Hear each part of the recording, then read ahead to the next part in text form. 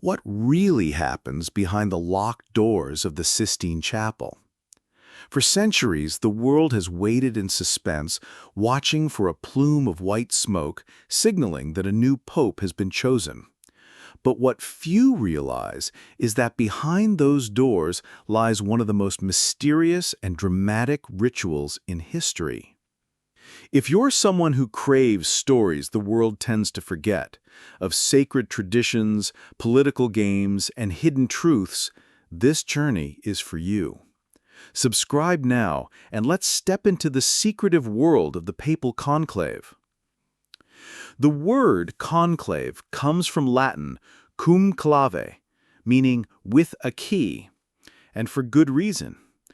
In 1268, the cardinals met in Viterbo to choose a new pope. After months of deadlock, the townspeople locked them inside and even removed the roof to speed things up. It took almost 3 years. From that moment, conclaves became official and sealed. Once inside, cardinals cannot leave until a pope is elected.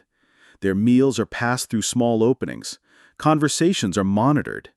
Every form of communication with the outside world is cut off. It's not just tradition, it's a test of focus, discernment, and endurance. Each cardinal casts his vote on a paper ballot, folds it, and places it in a chalice. If no candidate receives 2/3 of the votes, the ballots are burned with a chemical that produces black smoke. When a candidate does achieve the necessary majority, the ballots are burned without chemicals, producing white smoke. That's when the world knows. Habemus papam. We have a pope. But don't be fooled by the simplicity of the ritual. Behind the scenes, conclaves have always been marked by drama, by alliances, betrayals, and unexpected turns. In the 15th century, kings sent envoys with bribes. In 1903, an emperor tried to veto a candidate. And in 1978, the rapid succession of 2 conclaves in 1 year shocked the church. And then there are the surprises. Angelo Roncalli was seen as a placeholder pope in 1958. Instead, he opened the Second Vatican Council and reshaped modern Catholicism. Jorge Bergoglio was passed over in 2005, yet elected in 2013 as Pope Francis, the first Jesuit, the first from Latin America, and a voice for the global church. If you're finding this story fascinating, take a moment now to click the like button and tell us in the comments, should the conclave be more transparent, or does its secrecy protect something sacred? We'd love to hear your thoughts. Today, the conclave faces challenges no medieval cardinal could imagine. Global media waits outside. Journalists speculate in real time. There's a sense of theater, but also of deep scrutiny. Can an ancient process survive the age of instant information? At the same time, the College of Cardinals has changed. More members now come from Asia, Africa, and Latin America than ever before.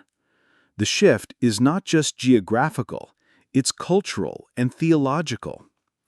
These voices carry new perspectives on poverty, justice, and the Church's mission in a secular world.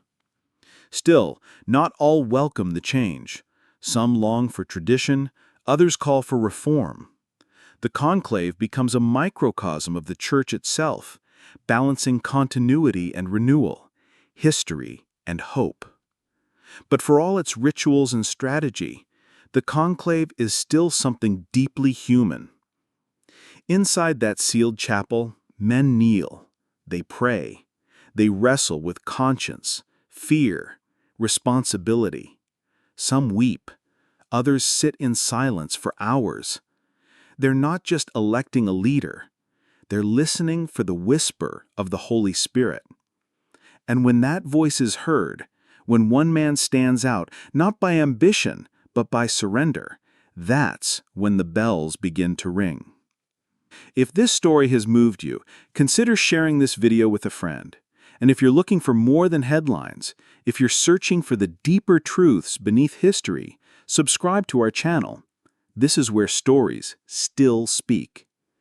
Because behind the smoke, behind the silence, there is always something sacred.